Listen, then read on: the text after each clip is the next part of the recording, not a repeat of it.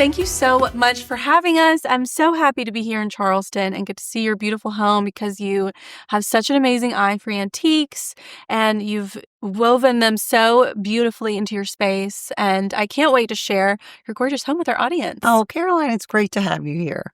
We love our neighborhood. We love our home. And I was so excited when you called. Yeah. So thanks for coming. Of course. Tell everyone about the house because it has an interesting history, and then we'll kind of talk about everything you've done to it. Well, it's very interesting. My husband and I have always wanted to live in the old village. It's just such a picturesque place, being on the water, right on the intercoastal. Our home is not, but we're just so close to the Pitt Street Bridge where you watch the sun go down, and it's just such a great neighborhood for families. But it took us a while to get here. So it was actually during COVID, March of 2020, when we were all, quarantined, and our realtor, Laura Farish, who is an amazing friend of ours, she's one of my best friends. She's been looking for years for us for a home. And we told her, we said, in the perfect world, it would be a historic home. But it's very hard to find a historic home with the price tag that we had in mind. So she said, you're going to have to buy something that you'll add on to or that you can renovate. And we said, great, because, we'd renovated so many houses by this time. And so she called us in March of 2020 and said, I think I found the house. And we got on our bikes because we only lived a couple of miles away right outside of the village. We would just walk into the village all the time, like pretend we lived here, right? And so we got on our bikes and we pulled into the little gravel drive, and I looked at my husband and I said, this is it. Like I swear, Caroline, I knew before we walked in the house that this was the house. It had this precious little lake, which is really a pond, right next to it. And I said to my husband, there's not even a house next to us. Like we have space, and we have space in the back to grow. And he's like, you are crazy. We are not buying a house today. And we bought a house. And we bought the house that day. It's just, precious little cottage. It was originally a 2-bedroom, no bath, no kitchen. Wow. And when we bought it, it was a 4-bedroom, 3-bath. So it had many, additions and renovations over the years. It's been in, a couple little magazines for cottage living. And then we, of course, expanded again. So tell us about the renovation. I always knew it needed a great room. It needed a bigger space for our family to gather, which is the room we're sitting in, because it just had a living and like a dining area and a small kitchen. And although our kids, our children are grown, we just, we entertain a lot. And we really wanted this to be our retirement years, live here for 30 years. But we had time. So we hired, we think, the best architect in Charleston, Bo Clowney. He's amazing. And he just gets it right the first time. We told him we wanted to add a porch, a great room, and a new master suite, because the master bedroom was right off of the kitchen. It kind of wasn't feeling very private for us. And so he really just hit it out of the ballpark. He and Kate, the very first time we met with them, they just got our vision. And the good news is, because I'm a designer, I said to him, Bo, it's a big stretch for us to hire you because he's very sought after and we weren't sure if we could afford it. But he let us do all the interiors. Like he would give suggestions, but I drew the cabinets, the ceiling. I mean, he really let us do the interiors and pick the finishes. And he did just the base of it for us to get us an amazing product. We couldn't have been happier with him. I mean, I've since used him on a lot of projects with clients. And it's amazing because, this room that we're in, your great room, it's brand new, as is the primary suite, but it feels like it's been here. Yeah. Well, it doesn't feel like it's just been freshly built. Well, that was one of the biggest things we told. There were two things. We said we wanted to look like it always could have been here. But when you have a little cottage that was originally 2-bedroom, no bath, and you have all these additions, it's tricky. Right. So the one thing we said was, absolutely, we do not want to see the house from the road. You especially in the village. Right. You go in, you've got these little houses and people want more space, and you see this giant structure behind it. We did not want that. Right. And he really hit all the bases right. So the beams helped. We wanted height. And for some reason, and the way he did the roof lines, I mean, people will walk in the front of the house and they just think it's a little cottage and they can't believe what's back here. Right. So. Yeah, it's definitely not obvious from the street. Yeah. And using, old heart pine floors that are reclaimed, tall baseboards, using, the tongue and groove, old brick fireplace. I mean, all of that plays into it. Wood he drew, he did this little niche right here, which I wasn't really sure about in the beginning because for me, it took space away, but it kind of makes it feel cozy. Right. He convinced me that was the right thing to do. And, adding in the bookcases and, just all the touches. Like I mimicked, see these doors back here? I took those from old doors that you'll see later over here in our little coffee station. And those are antique doors. And then I just redid them here. So just... Beautiful. So, okay, once your architect has drawn the plans and you have the shell built, how did you come in and layer in all of your beautiful antique touches to make it feel as though it's been here for so long? The biggest thing was we didn't have a space to hang in our kitchen other than that peninsula with some bar stools. So I really wanted a gathering island. That was like the key to this room, and a comfy conversation space. So in order to get that, I didn't want this to be the bar you see right here. I wanted this to be an island, but I wanted it raised, at counter height. I didn't want table height. Well, it's very hard to find an island that's antique, because I wanted an antique table for sure, that is counter height. They're all table height. So I actually found this. It's French pine. It is amazing. It's 11 feet long. And I had a guy add 6 inches. Yes, okay. I can see that now, but we've never noticed it. Isn't it cool? Because I knew that we wouldn't really hang around it if it was table height. And we already had a dining room, table and the other in our, our room in there. So I just said, okay, it took me a year to find it, but I found it. And then I knew this would just be, gathering space right here. And we use this. I mean, it's just a great, mix of everything. So another thing that really makes the room feel warm and inviting, but yet current and coastal, are wall treatments. So originally we thought we would have all wood walls in here. And we knew we would have, the tongue and groove ceiling. And it just seemed too coastal for this old home. I didn't want it to look like a beach home. I have, dark furnishings. I love color. I love, English antiques. I wanted it to be like you could even be walking in Virginia. We had moved here from Virginia. And so I wanted to bring all of those antiques that I'd collected and that we had inherited. So I decided to put the 2 walls on either end in grass cloth. Yeah, so we sheetrocked those. And it just made such a difference. It just warmed it up, It's a great backdrop for some of the darker wood finishes you have, because it makes them, I guess, less they don't jump out as much. They sort of blend a little more. I always say grass cloth makes everything better. I mean, people will say, oh, wallpaper's back. Wallpaper has never left. It never left in our world, definitely in the South, right? I mean, we've been wallpapering bedrooms and bathrooms and kitchens for years and years. Grass cloth is something that you just cannot beat it. And there are some affordable ones out there. I mean, everything looks pretty on it. It's very forgiving, too, with nails. If you you want to change your art around, you kind of don't even see it. So I love to use it, in multiple rooms and houses, but it takes a little convincing. Right. It does have so much more texture than just a solid wall. And in a space that you want to feel old, it's that texture that you're missing. It does. It's charming. It really, and there's so many out there now. So it's fun to, I pretty much put grass cloth, I would say, in every job I do. Yeah. So tell me more about the antiques you brought in. I imagine a lot of these items were things that you collected over time, but is it hard to reimagine them in a new space? It really wasn't. I would say my favorite is an antique English Beau French chest, which, there's one right behind me here.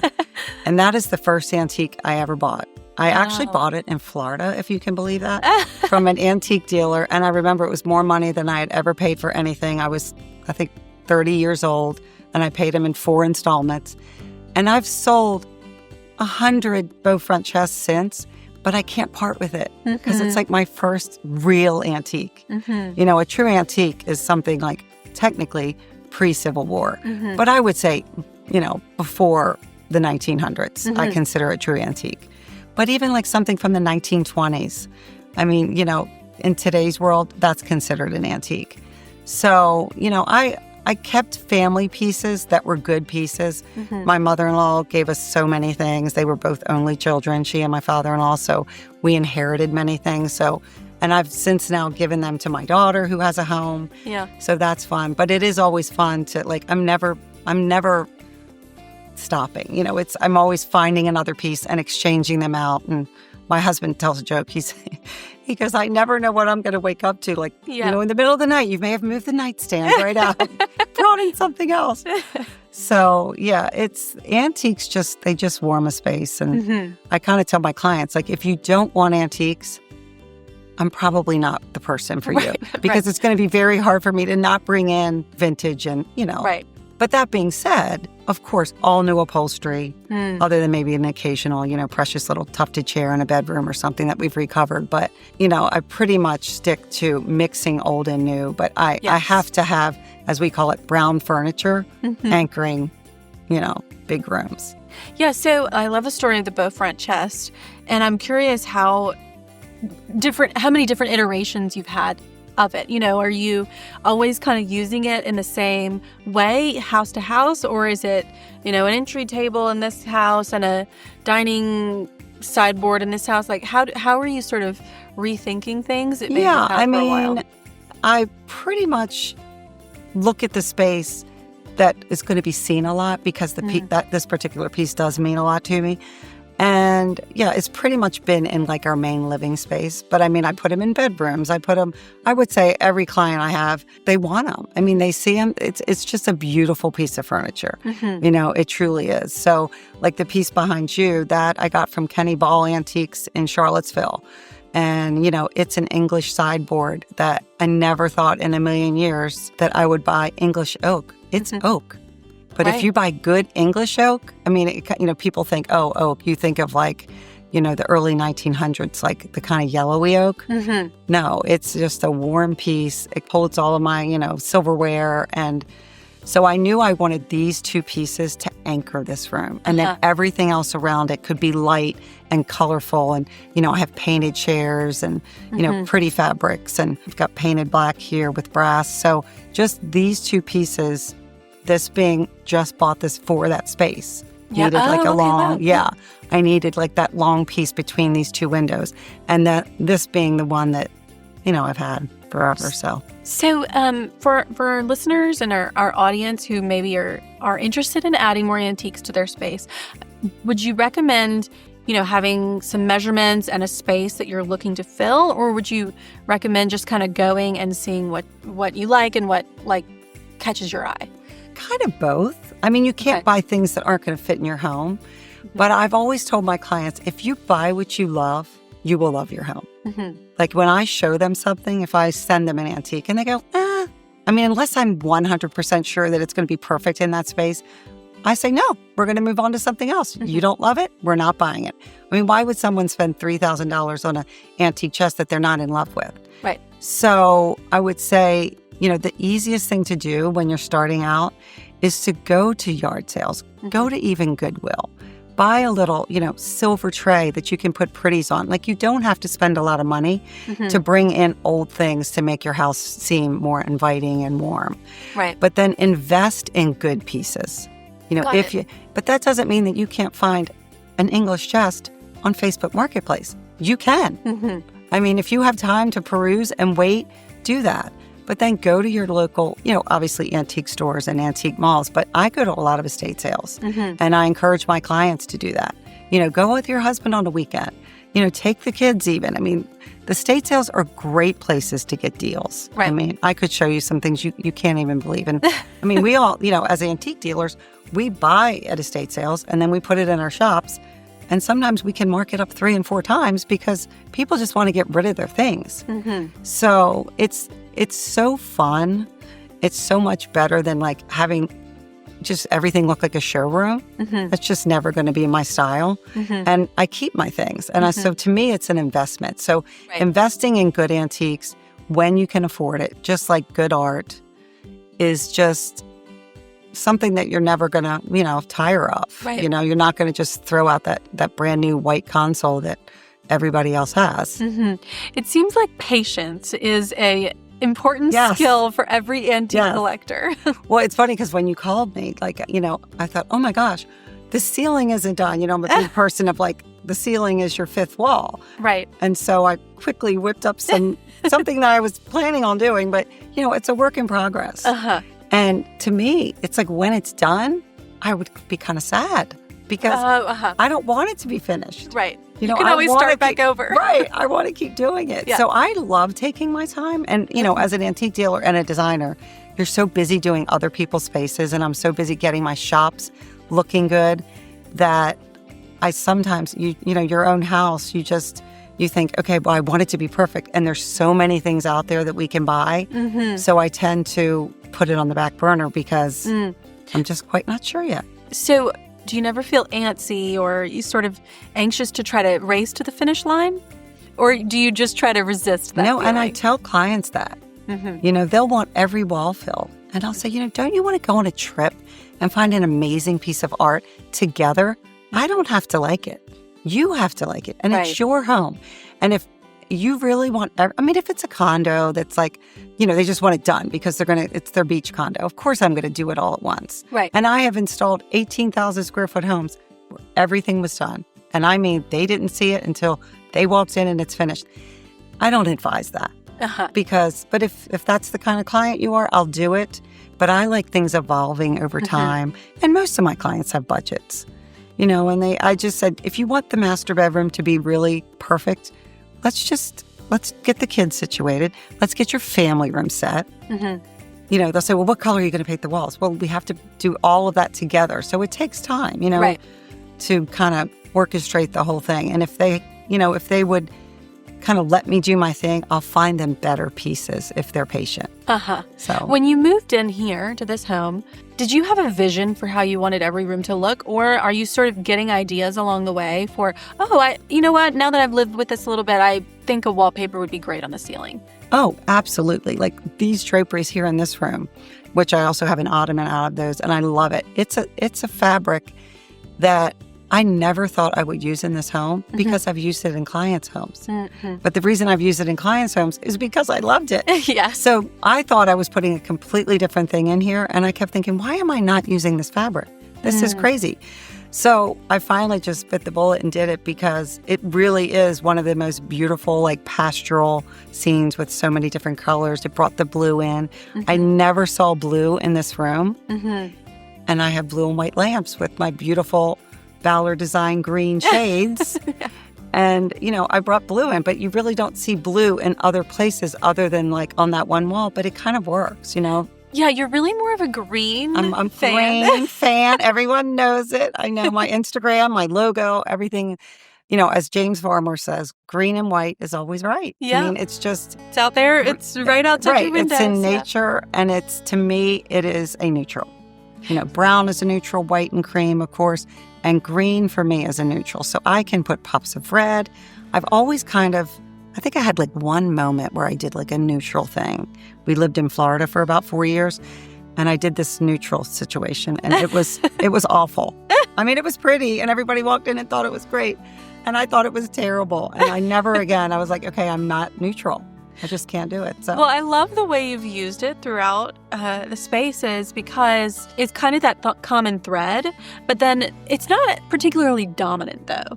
Talk to me about how you sort of think about color when you are predominantly working with antiques and old things, even if they're just things you've collected. Where does the color element come in? So I always say a lot of designers will do boards, right, where everything matches and everything's. And I don't do that. I show the clients the fabrics, and I always say, like, if you threw everything that I was going to put in that room on the floor and looked at it, you would think, oh, like it may not completely be what you're expecting because it's not all, you know, very cookie cutter, just all the shades are the same. So when I'm designing color for a room, I always say to the client, you know, what do you see in here? Just if you had to name like your favorite color for this room. And if they say green and white, and I'll say, well, great. Are you open to like, you know, I have pops of red, or do you really just want like a clean, serene green and white? So I kind of get that, but that doesn't mean that I'm not bringing in browns and different textures and maybe some verdigris, you know, on a piece. Because when you use old things mixed with new, all the different textures kind of bring all these colors that you're not expecting. Yeah. So that's why I say like showrooms, you know, they're just showrooms. You're not meant to take a showroom and put it in a home. Right.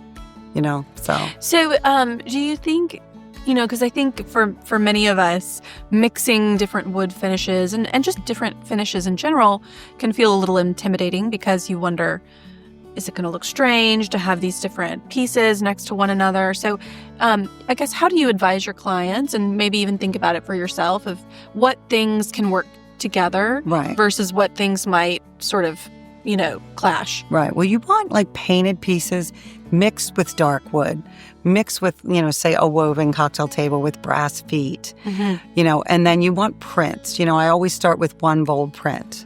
If the client, I definitely do for myself. Like in this room, I knew I could mix some things because it's such, it's a pretty big room. Right. But you would never do like two big bold prints that are the same scale. Okay. So I just, if all the tones are working and it just kind of all comes together in the end. I mean, I really never thought I was going to put coral trim on a blue, green, and white. I mean, that's blue, green, white, and brown, drapery. But because I had the red accents, I thought, you know what, I'm going to put coral trim and it's going to be fine. Yeah. It's not something that probably, someone that learns in design school to do. But to me, it's just warmth, and it goes with everything else. Because to bring a pop of color, you kind of have to do it in a couple of different places. You just can't have one pair of chairs in it, or, you kind of have to do it throughout the room.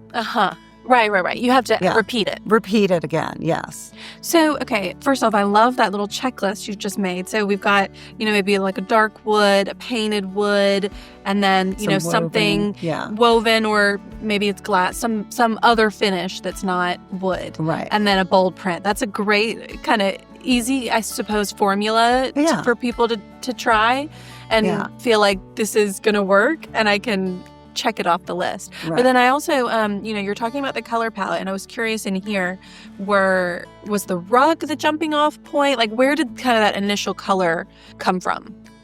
To be honest, I had a lot of these pillows, and, I was being frugal, and I just thought, okay, these pillows are perfectly good. They worked in our Virginia home. I'm just going to start with the colors that I had in our Virginia home that I loved. That was like warmth for my family. Like that was like their biggest thing. They said, Mom, we don't want it to look like the Charleston kind of coastal home that we had in Charleston. Sure. I was kind of merging two homes. Got it. Because we lived in Virginia and Charleston for a time, both places. So I wanted this to have all those colors. So it all started with really these pillows. And then the rug kind of came, and then I just wanted the upholstery to be more neutral. Like these pillows here were in our foyer in Virginia, but I love them so much. They're lace field design. I can't get them again. So I thought I have to bring them, and I put them in here. So, I would say something that you see throughout all of my designs, and a lot of people don't want to hear this because they hate to polish silver, but is silver. So like silver is a big part of what I do in all of my designs. I would say, Do you polish silver? I polish it on myself. Okay. Yes. I love it. Do you have like a routine? What's your... I do. So I have it in all of our bedrooms and bathrooms. I have a few pieces in here. You'll see throughout. And it's a day where I'm, just in my sweatpants, and I turn the radio up and music up, and I go around and I collect all of it. Okay. And how often would you say you do this? This is the thing. It's not hard. It's like 3, maybe 4 times a year. But, it starts to get a little, tarnished. And even then, it's fine. It's not, but, of course, I polished it before y'all came. So it's just, you can pick it up anywhere. You can go to Goodwill. You can go to so many places and get it so inexpensively.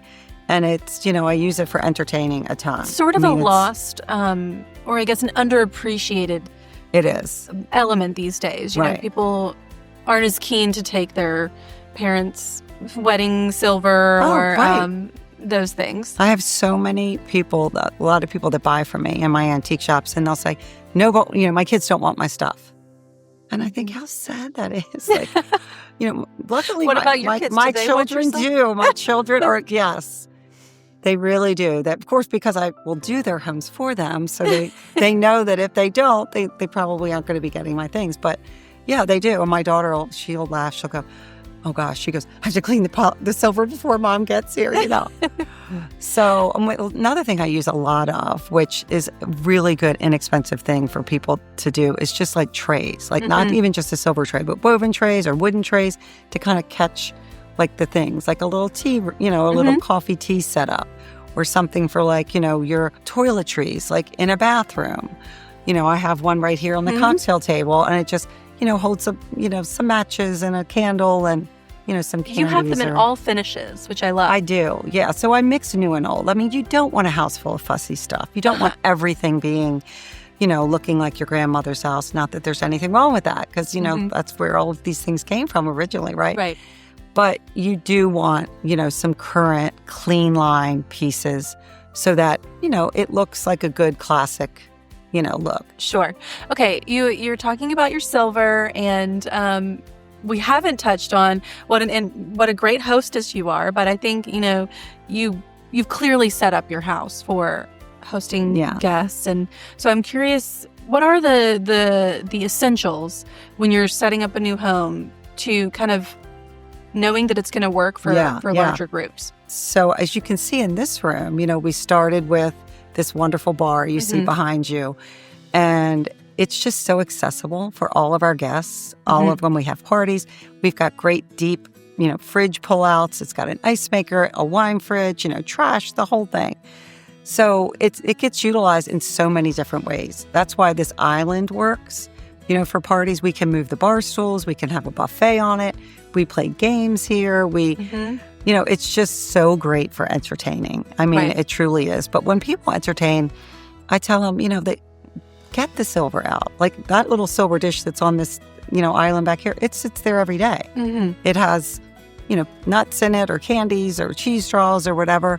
So, use your stuff. I mean, make it special. It can even be takeout. It doesn't have to be like you slaved in the kitchen all day, but entertaining is just something I've always loved. We have, my husband is head of school and has been since, like 25 years.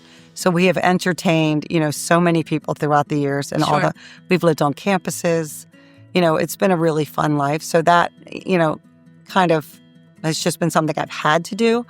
But my family, my mom was a great hostess. My mother-in-law is a great hostess. We always have had, beautiful things around to pass down and use. And it's kind of already passed it to my daughter. I mean, she'll call me for a recipe and, just don't be afraid. Like, no one cares. Do you think is the key just like starting small and then getting comfortable with it and working your way up to larger groups? Or I mean, not for me, it has never been, just because I come from a very big family.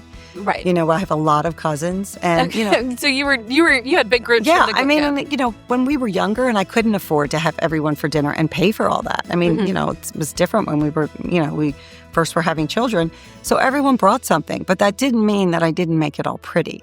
Right. Because that was what I did, right? Right. But that also doesn't mean that when we went to someone else's house who didn't have all those things, it's just, people just want to be invited. My sisters and I always laugh. We're like, you have the people that get invited and the people that invite. Right. And we have just always been people that welcome, people into our house. And my husband's the same way. We love it. Yeah. And so, whether it's family or friends, it's just, just a nice, easy, it can be, the food really doesn't matter. I mean, it can be takeout and or you picked up things. I always love what Ina Garten says. She says, make your menu and then cross two things out and get them pre-made from somewhere else. Right. I mean, a lot of times, I'll go to Costco. I'll make soup, but then I don't have time to make the shrimp salad, and I'll go there and get it. And I'll, we laughed about the Costco shrimp salad. How many times are we going to eat this? But I doctor it up with Old Bay. Sometimes I pretend I made it, but I didn't. If you don't know about it, you need to run and get it. It's amazing. But it's also, just letting people pitch in and being a part of it and not caring. I do have one rule, though. Like, I really don't like people cleaning up when we're there, because I just want them to have fun. And, we have one friend that insists on cleaning up every single time. And he'll look at me and he'll say, your dishes are holding dishes that are holding dishes. He's like, there's like three things for this one thing. I kind of tend to overdo it a little bit because, you'll see in my pantry, I just have many, just little silver pieces and, lots of pretty china. And I want to get back a little bit because you were talking about trays and then I got you off topic. So I'm sorry for that. But I do love how you've styled all of your surfaces. You've got, little antique elements, but then you've grouped them together, and you just have such a great eye for, I suppose, combining things to make a larger vignette. So walk me through your thought process when you've got an empty space and you're trying to zhuzh it up. Right. Well, a lot of people think, clean is the only way to go. And that's just not who I am. I'm like, more is more. I love collections. So when I walk in a home, I want to know who lives there. So I'll say to, people, where are family photos? Like, they won't have anything. And, no family photos out. And I just think that's so strange to me. So I will literally, I will frame photos for my clients. I'll go out and get the pretty frames. But you don't want to put them everywhere. So that to me is like the most important thing, to start with like those kinds of things. And then we like designate areas for that. Okay. Right. But then, as far as accessories go and like planning surfaces, you need to buy some good quality accessories. I don't love my clients to go to Home Goods. Like, I can go to Home Goods, but I don't necessarily want them to go to Home Goods unless Why is they that? really well, because they're going to just bring some things that maybe aren't. Like, are they too small? Are they the wrong color? It's just, there's a lot of things at Home Goods aren't great. So you can find that one or two things. It's like a hitter. You want to find the thing at Home Goods that looks like it came from the design shop. And a lot of what's there, and that's just your eye. We don't want them bringing home word art. For instance. Right? It depends on the client. And if they really want me to work it in, I will. Are there certain things you like to get at Home Goods? Oh my gosh. Well, I tell all of my clients to start with bedding. In fact, it's so funny. My nieces, they're so cute. They're like, Ellie, we want the way you make a bed. We just love how you make beds. And I told them, I'm like, girls, go to Home Goods. Get your mattress pad there. Okay. Get your comforter there. Get your pillows there. You can find quilts there for a great deal. Start there, and then you can add, a custom piece eventually, or some really nice shams from Ballard Design. I start with Ballard a lot. Home you Goods use tons of our bedding. I have tons of y'all's bedding, and it is so well made. The price point is great, and it looks custom. You all do a lot of custom pieces, but I know you have some secrets to making the bed, because your shams are perfect and they stand up straight and they're all, extra fluffed, and you've got all the layers. So talk to me about like maybe the things you don't see that really make the bed shine. I am not I don't like using a duvet cover over a comforter to sleep with. Okay. I like that rolled up at the bottom for show. Whether you move it at night or you don't. To me, it never stays nice. So I'm like a layer girl. I have the top sheet, over the sheet, then a blanket, then a comforter, then a quilt. Oh. All lying under that. Wow. Okay, that's a lot of layers. It's a lot of layers. It's very comfy. So we keep the house cold in summer and Okay. And then the duvet is folded at the end. It's folded at the end as just for the pretty. Now, if you want to pull it up, you can. But I just have never had good luck with using a duvet cover in a comforter, or a comforter in a duvet cover to sleep with. Right. And then as far as the shams, the bed pillows, I always have at least 2 per person. Okay. So on a king or a queen, for the one you're sleeping with. Yeah. So 4 pillows on a queen or a king, and then I do always €3 on a king. So either 3 with 3-1-1 with a beautiful pillow, like an accent pillow in the front, and then maybe a big lumbar pillow in between that and the shams. And then often I'll use king shams with the euros, and then always some kind of a pretty pillow that really isn't considered a bedding pillow, more of a pillow that you would use in the living room that you just find that kind of speaks to you.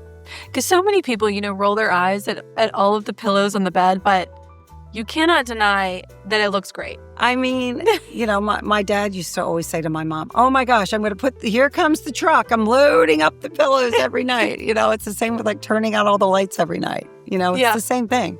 Every night I go around and turn on every little light in this house. And my husband's like, we can't just turn on any overhead light. We have to have on 50 little lights. So it takes us about 30 minutes to get ready for bed before we brush our teeth. Yeah, you do have some amazing lighting, and there's little glowing moments all throughout the space. What is the right number of lights? Lighting is my pet peeve. I'm known for walking into restaurants and asking them to dim the lights. It drives my kids crazy. But that's amazing. Now they kind of feel the same way. We go into bright places and we're like, okay, we can't eat here. It's too bright. So everyone looks prettier in dim light. Mm-hmm. So I do a mix of old and new lights. Mm-hmm. Of course, we all want, we need recessed cans, when you have big rooms. Everything should be on a dimmer. Mm-hmm. The LED bulbs have kind of driven me crazy over the years. I'm sure every designer, we all talk about it. So the lowest. They've gotten a little better. They've gotten better, but they still can be white, like hospital light. So the light bulb makes a big difference. Okay. Nowadays, custom lampshades are everything. Mm-hmm. The pleated shades, the colored shades. It's very often that, I won't really, I'll get a great lamp and it comes with a white shade, but I know I just discard it. Mm-hmm. And, I'll go and find Ballard has those great woven shades that I love. They're cane. I put those in a lot of my clients' houses. They're all lined. These green ones that you see behind you. I would say, 2 of our bedrooms. You've got lots of our shades. I have They're a lot of shades. I noticed right away. And then woven shades are so good. I have some great grass cloth shades kind of in one of our guest rooms here. But mixing old and new lamps and putting sconces, if you're doing a new build or you're doing renovating, always, take the light away from above the mirror in a bathroom and put sconces on either side if you can. Mm-hmm. And, just go into a room and see where I added these sconces here in this room.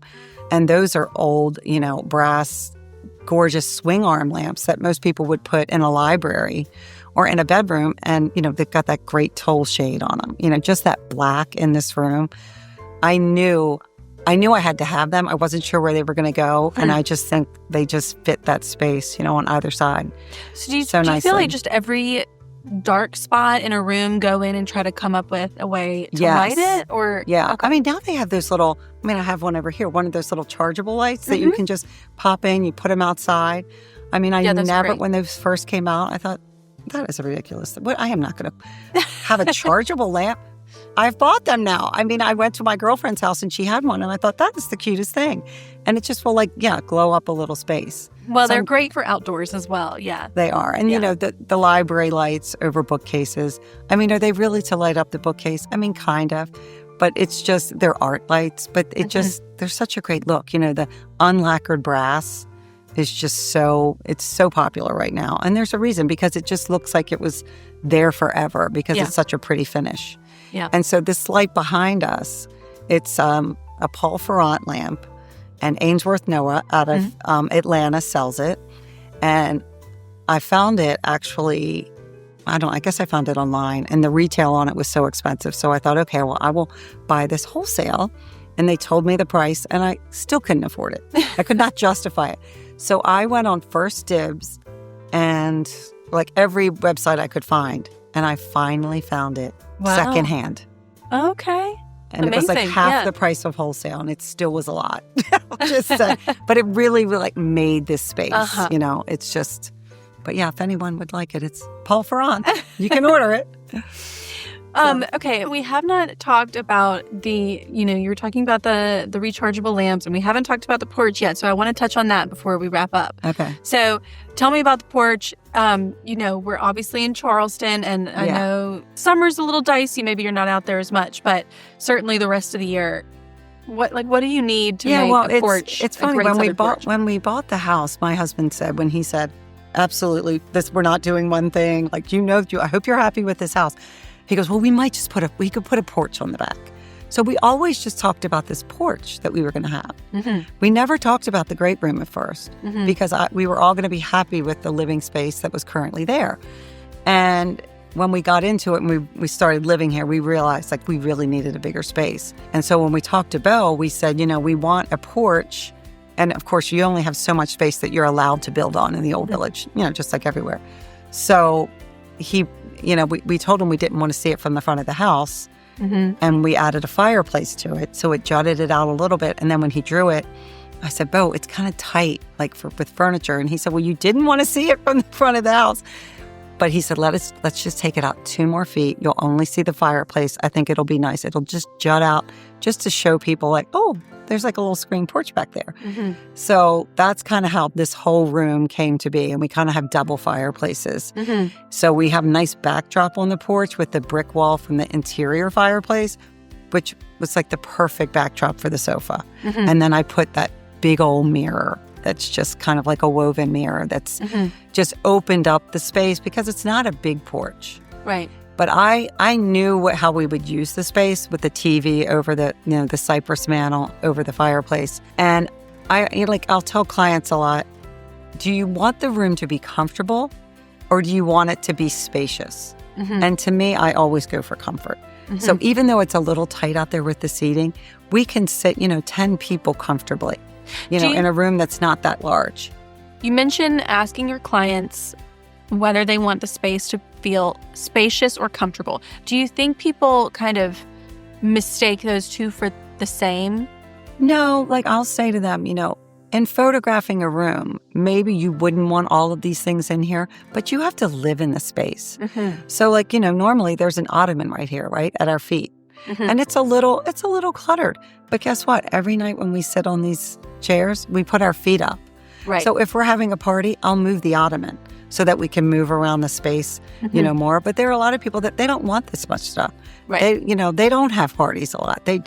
We use our furniture. I mean, the biggest thing is to me to have deep sofas, deep chairs that a 250-pound man can sit here and not feel like he's, doesn't want to watch the game for the entire 3 hours, right? So I just want the spaces. To me, I always go for comfort. And of course, you want it to be beautiful, but it's not a showroom. You live there and you want the pieces to reflect that. Well, thank you so much for having us. I just love getting to walk around. You've done a beautiful job using all of these antiques so flawlessly and working them with high and low. It's so fun. I know. I really appreciate you coming. It's been great. Well, hopefully our audience will enjoy seeing your space as much as I have. Okay. Thanks so much, Caroline. For more house tours like this one, be sure to subscribe to the Ballard Designs YouTube channel and follow us on social media.